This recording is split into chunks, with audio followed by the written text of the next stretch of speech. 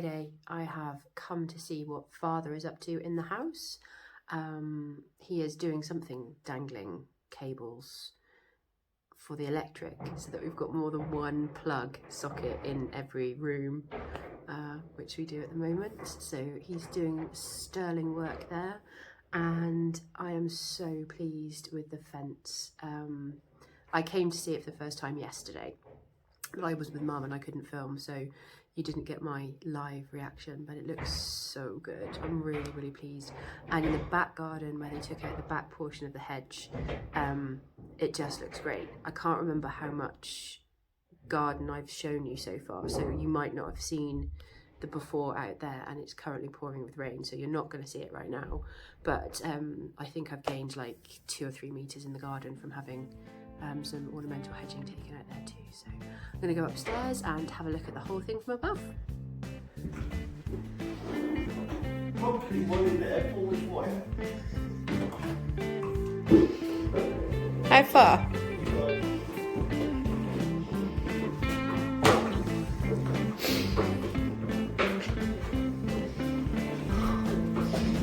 Okay. Enough? Anything else? Yeah. Not right now.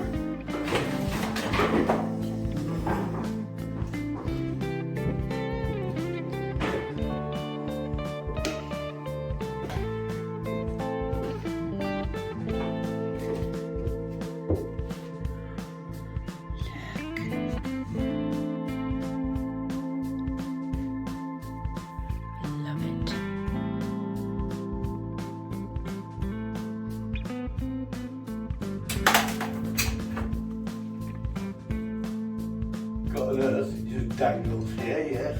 That's helpful. So if that's the switch wire, that's okay. I don't have to rewire that.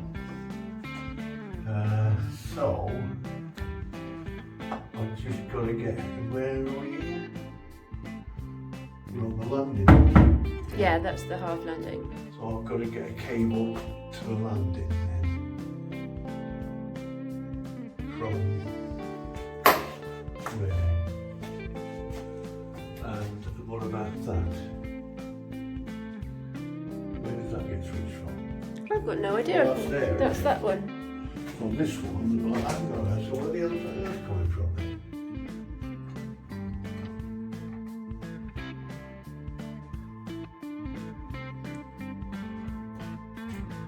There must be a supply with an earth there.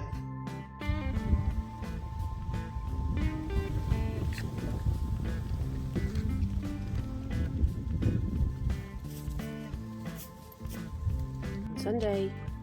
Good morning on Sunday.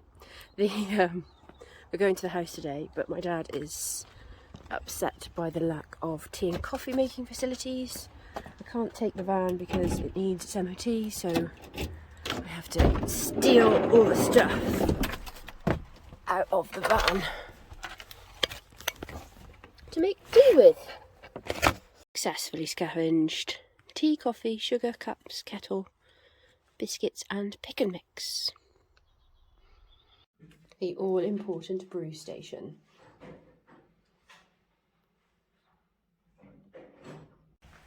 Alright then, Dad, what are the jobs of the day? The first job is we're going to do some measuring around the kitchen.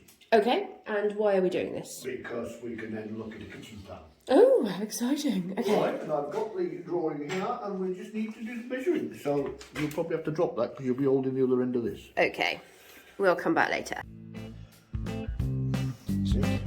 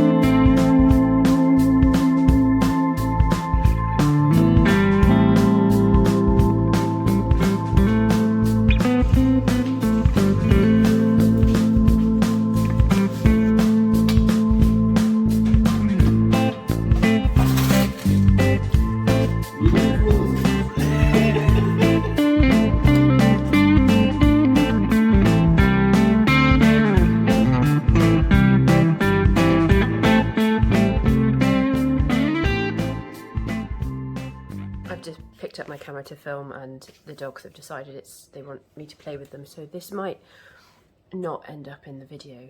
I just wanted to do a quick recap because I was in the house today with Dad, and it was really good to be in the house today, and I think for probably only the second time since I had the keys, I've actually been excited for the possibility of when I get to live in the house. Partially because I haven't had a clue what's going on in terms of the project plan, when I can sort of think about when things might be ready. But I've never really bought the house. Hang on, let me show you. Hello. This is. Come on.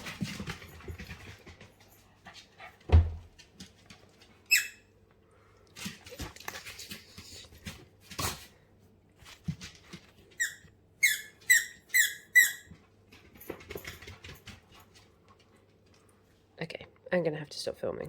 It is some time later, but I am still sitting in the dog bed.